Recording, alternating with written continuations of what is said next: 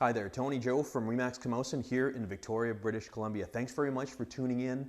This segment here, we're going to be talking about, does it make sense to wait? If you are thinking of buying a home, perhaps your first home, should you wait until the prices drop? And that is something that people ask us all the time because, of course, real estate in Victoria is very expensive. Right now, the average sale price for a single family home is about $600,000. It's a lot of money. And of course, there are reports every day about the economy. What's happening? Things up or down. Oftentimes we'll get people that say, you know, I'm going to wait. It's amazing the stories that I've heard over the years. I will never forget one person said to me, I'm going to wait until this time next year because prices will go down 50%. I read in a report 50%. And of course it never happened. In fact, prices went up at that particular time. There's another story I want to tell you about a gal that I met 10 years ago. So about the year 2000, she came to one of the seminars that we were giving, and she came to me and she said, you know, I had the opportunity to buy 10 years ago, so that would have been like 1990. But she didn't buy because she thought prices were too high. So she came to my seminar 10 years ago, and obviously prices had gone up quite a bit. As luck would have it, she called us up about 2 months ago, and she said, you know, I still haven't bought. And the price differential was massive. My first house sold in 1991 was $137,000. That same house today in identical configuration would be somewhere around $550,000. So I would say that she probably should have taken the opportunity back then in 1990 to buy a house. Even though interest rates are lower right now, just imagine the price differential. So one thing that I want to share with you is just an illustration about timing. So this here is our money bar. Down here is time. So we have 30 days, 60 days, 90 days, something like this. So one of the things that people say to me when they're thinking about waiting is they want to wait until the market hits the bottom. They want to wait till the market hits the bottom. So it might look something like this. And markets go. It's a very organic process. So some markets are high, some markets are low. So basically what they're looking for is something like this. If you're watching this right now and the market is a softer market and a downward trending market, it'll look very much like this. Now the ideal situation for people is they want to buy at the very bottom. They want to buy at the very bottom because of course that is when the properties are cheapest.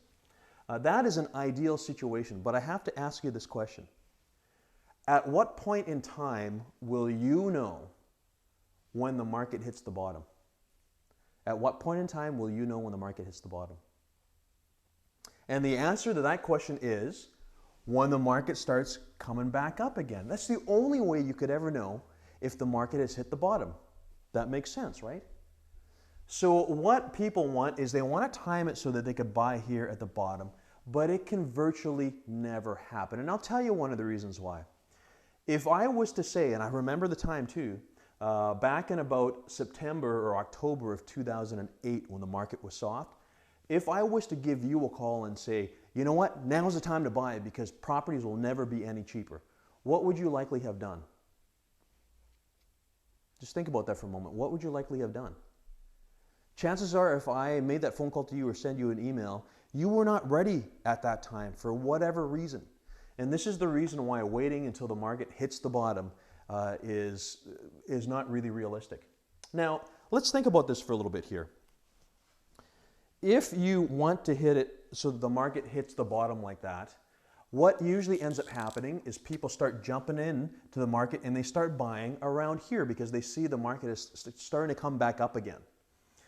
Now, another question I'm going to ask you is, if you were willing to buy a property at this point here when the market was going up, would that not by definition mean that your net, so in other words, the cost of the house would have been the same around there?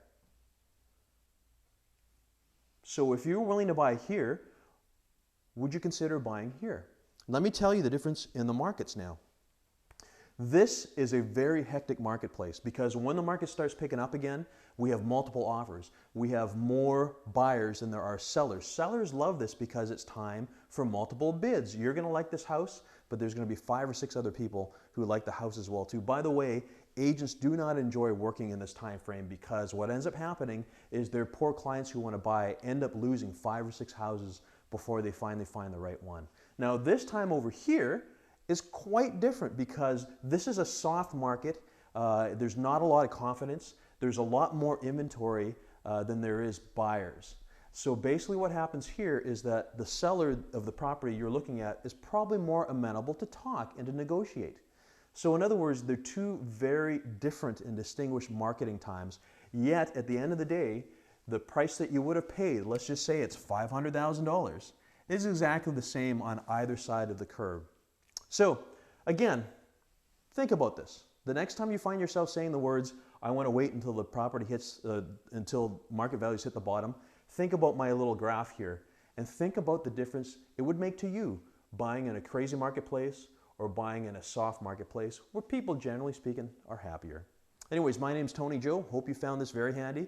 Again, please be sure to check out the rest of the videos we have on our YouTube channel.